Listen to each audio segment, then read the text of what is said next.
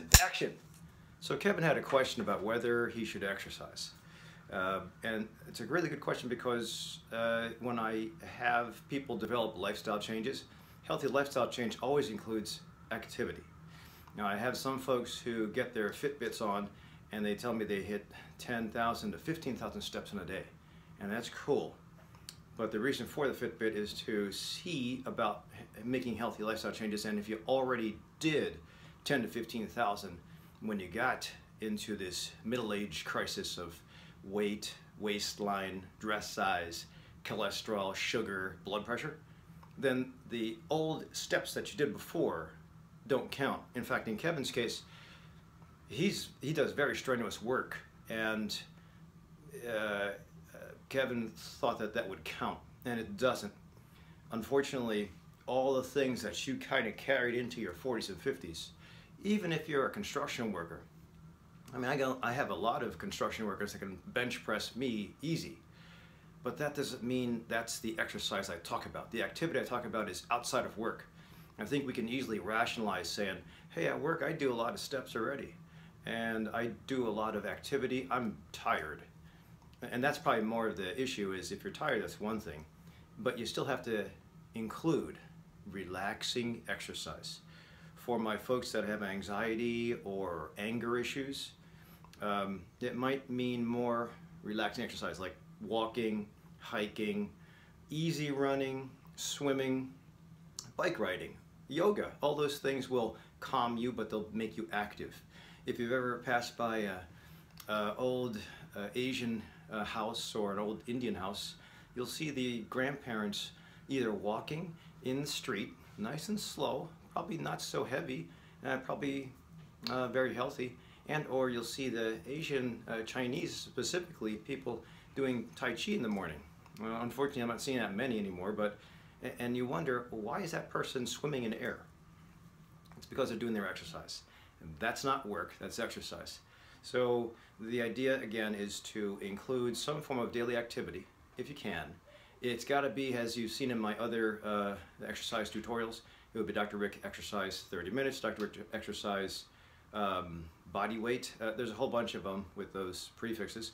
But again, the idea is you take whatever work you have and put it away, but you're supposed to do activity outside of work. And a young person came in yesterday and said, well, I'm not motivated. Well, no question. When you're kind of sitting back and relaxing and watching TV or sitting under the covers, it's hard to wake up and say, I gotta go exercise and do intense stuff now. But I'll tell you what, if you make it a ritual, at least for 21 days straight, then the brain develops these things called engrams, pathways between the brain and the activity and or the timing of the day that makes it easy to do in time.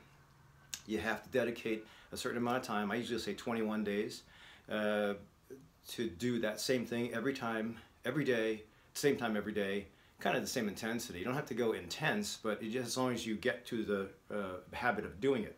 After a while, you can turn up the intensity, and then it becomes effortless.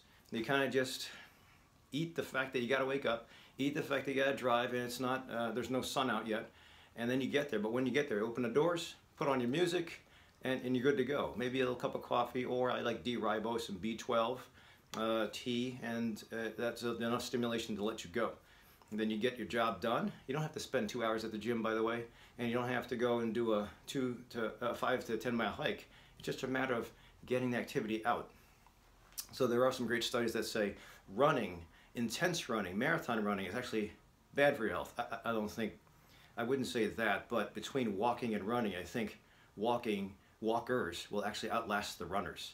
And again, if you're anxious or you have anger or stress, you want to calm. Now, if you're depressed and hard to move, you want to stimulate. You know, that might mean, yes, a running routine, a CrossFit group to keep you enthusiastic, or some form of more aggressive yoga, Ashtanga yoga, power yoga. So activity can be anything. My suggestion is if you don't have an activity, if you've never been in an organized sport, don't just go to the gym and watch everybody else. I think you might have to get into physical therapy for some advice. I usually call it prehabilitation. covered by insurance sometimes if you actually have a medical disease or a joint problem, a back pain issue. That they can give you guidance on what you can do to at least avoid getting injured, and then you can hire a personal trainer or a life coach to even kind of fine-tune that later on. Don't do it yourself because it's easy to give up and it's easy to say, this sucks. So always have somebody that you have to answer to. Have it on a calendar so you can do it straight, get a ritual out of it, and once it's a ritual, you won't have, it'll be easy to include as part of your day. Part of your day is waking up, brushing your teeth, going to the bathroom, combing your hair, starting a car. That's all ritualistic. It's no brainer. Well, if you include exercise in that, it'll be a no-brainer eventually. And then again, if you hit the wall or you can't come up with ideas, sometimes will tell people for 3 to 4 weeks straight, invest in something of a class, a Groupon class, Park District class, a walk to run routine. Dick Pond's in Illinois, they're great because they have walk to run. They're running shoe stores. They're shoe stores, running shoes in particular, but they have walk to run groups about springtime every year. And you just join in the group. You either walk, speed up your walking, set distance, and then you meet the same time every week. They're pretty cool. And Chicago Area Runners Association, CARA, they have a list online of all the 5Ks. 5Ks are kind of cool. If you've never been to one, just experience it. Go out, watch the start. It's really exciting to see other people kind of run. I'm going to be doing the St. Patty's Day run downtown, and it's a 5K run, but for the first time ever, they're going to allow a 2-mile walk. And it'll be for people who don't like to run. I think it's just cool to start with the group, and hopefully they give us medals, but it'll be nice to also break the tape if you've never experienced that. So that's something of a goal or a summit to shoot for, and it'll keep you honest. So good question, Kevin. You're very active, but please try to include something else. And on top of everything, don't spend too much time trying to exercise. Just make it little nuggets, as I've explained in my other videos. 30 minutes, 3 to 5 days a week, or 90 minutes once a week, all you need. Whether it's resistance training, which I love, I have to do it to keep muscle mass up, or it's some type of cardiovascular, whatever. As long as you get out there and you're doing something, you're beating the disease process.